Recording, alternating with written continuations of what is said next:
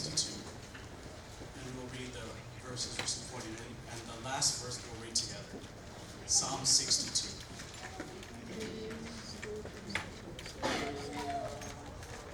For God alone my soul waits in silence. For him comes my salvation.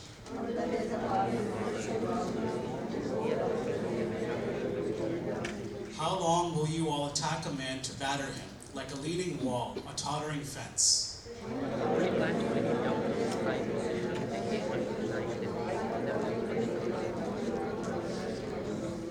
For God alone, O my soul, wait in silence, for my hope is from him.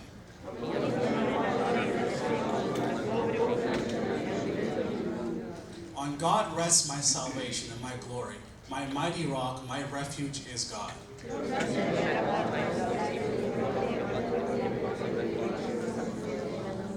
Those of low estate are but a breath. Those of high estate are delusion. In the balances they go up, they are together lighter than a breath.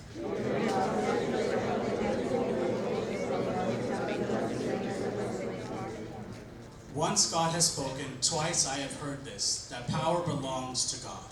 And that you, Lord, belong steadfastly, for you will render to a man according to his works. And you will be seated. I want to thank God for giving me this opportunity to stand before you all, and I also want to thank Pastor for giving me this opportunity to read the psalm this morning. I wanted to briefly share a few thoughts that I had about the psalm that we were just reading. And reflecting on the first two verses, we see David is proclaiming that God is who he waits upon, and salvation is only found in him. He says, for God alone my soul waits in silence, for him comes my salvation. He alone is my rock and my salvation, my fortress. I will not be greatly shaken. God is the source of his salvation. He is the source of hope and trust. David knows how God will protect him and support him as long as he waits for him. God is the rock upon which he can stand, the fortress from which he is kept safe. David having that understanding of who God is and knows how he has helped him in the past so many times, he knows that he will never fail him and that he will never fall away.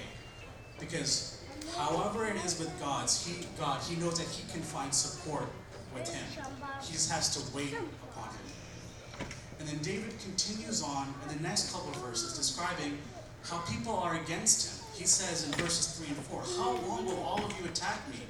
Attack a man to batter him, like a leaning wall, a tottering fence. They only plan to thrust him down from the high position. They take pleasure in falsehood. They bless with their mouth, but inward they curse. David, for the majority of his life, has had people against him. Whether it be people doubting him, seeking his life, seeking his throne, he's always had problems and troubles, and people looking to cause him harm or cause him grief. In these verses, he's describing how people attack him, and he's not speaking about a physical attack, but he's talking about an emotional and verbal attack. He's saying they're spreading false words about him. They're trying to deceive others, and in the same breath, they're bringing him down. It speaks to how people want to see him fall, how they want to see him fail. They're awaiting the moment to bring him down from his position as high as a ruler. David describes how they bless him with their mouths, but curse him inward. And the same problem we all face today. How many times at school or even at work do we see that people are cordial or friendly with people when they're around them, but when that person leaves, you hear all the things that they actually feel about them. That person walks away, they're like, can you believe that guy? He had the audacity to stand here with us. You know that he was doing that? You know he was doing this? People in front of your face will say one thing, but then behind your back will seek your destruction or seek your downfall. And they will see, and the truth of who they really are, how they really feel about you comes out.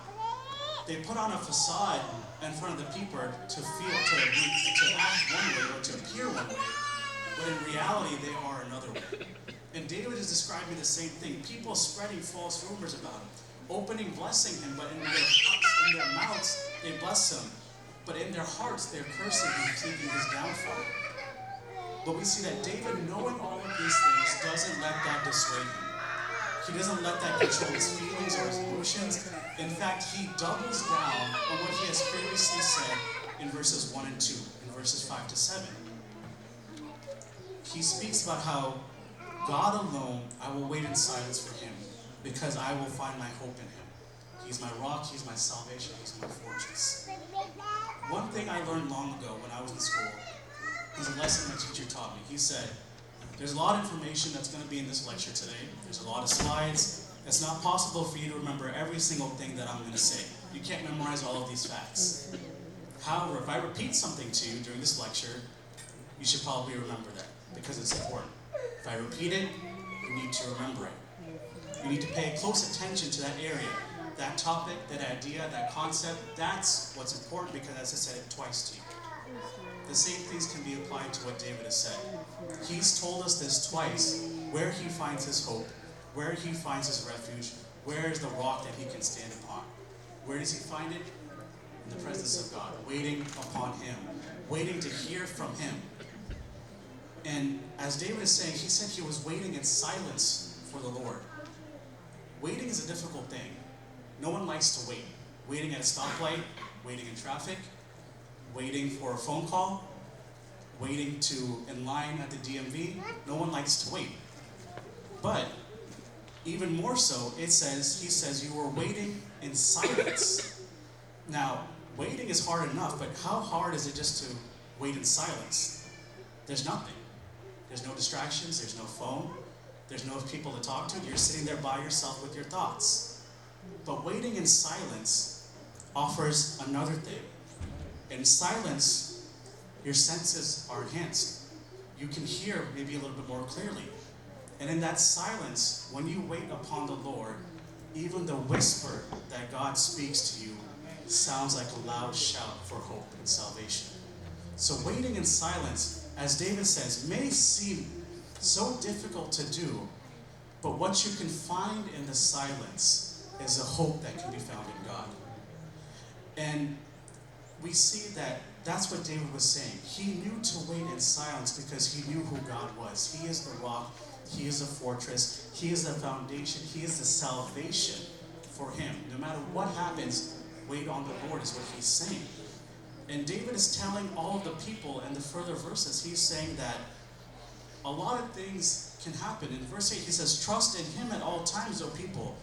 Pour out your heart before him. God is a refuge for us. It's not just to trust in him, but you pour out your heart to him. People are not made to be alone. We're not made to live in seclusion.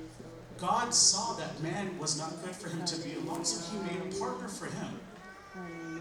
And so the same thing is for us. We live in a society. We live with people. We interact with people. But even though we live with a lot of people, it may be hard for us to open up to every single person.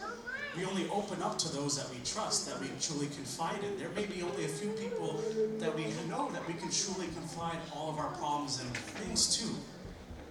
But David is saying God is the one who you can open up to. Even if you feel there's no one in this world that you confide in. Maybe you feel, even my parents, I can't tell them this. Go to your father and hide. Confide in him. He is always there waiting to hear from you, as long as you are willing to go to him and tell him your problems. David goes on in verses 9 and 10 saying that how fleeting things are before God. He says, those of low estate are but a breath. Those of higher estate are delusion. In balances they go up, and they are lighter than a breath. He says, put no trust in extortion or in hopes of robbery. In riches increase, it is not set your heart on them. He's saying the lowest and the highest, they're both found to be lacking. Their worth is less than a breath. And he's not speaking about things of spiritual, but he's speaking about the material things of this world. Seeking after these things, seeking after riches, power, position, money, and fame. All of that doesn't bring us closer to God. David says, set your heart not on them. And he's telling it as a cautionary tale because he knows these things are temporary. All of these things is meaningless if your heart is not in the right place. Where your heart is where your focus is. Because where your heart comes, your true ambitions and your desires, that's the truth, where everything flows from. And then finally in verses 11 and 12, David says, once God has spoken, twice I have heard this, that power belongs to God, and that you, O Lord, belong steadfast love, for you will render to a man according to his work. The reference of God speaking is to emphasize the importance of his words, and that he says it twice is that we need to take this to heart, that power belongs to the Lord. In the end, no matter what happens in this world, God has the ultimate say. All the wealth, all the possessions, all the positions, all the power, they are all temporary, because in the end, the power belongs to the Lord. And with the last phrase, it says that, for you will render to a man according to his works. And we can have two different interpretations. We can be scared, and we can be worried, and we can be fearful, saying, well, I'm going to be responsible for everything that I've done.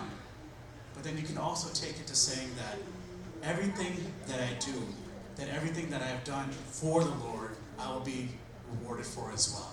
So it's not just fear and worry, but it's that you will be blessed for the things that you do for the kingdom of God as well. So that's what David is saying. Don't be fearful, but you will be held responsible for the good and the bad. But God will render that to you. And David sees it as a blessing, and that's why he's telling us that. And so what David is saying in the psalm is that problems and hardships will arise. People may speak ill against you. We may be down low in a miry pit, feeling alone and on rock bottom. However, we are not alone.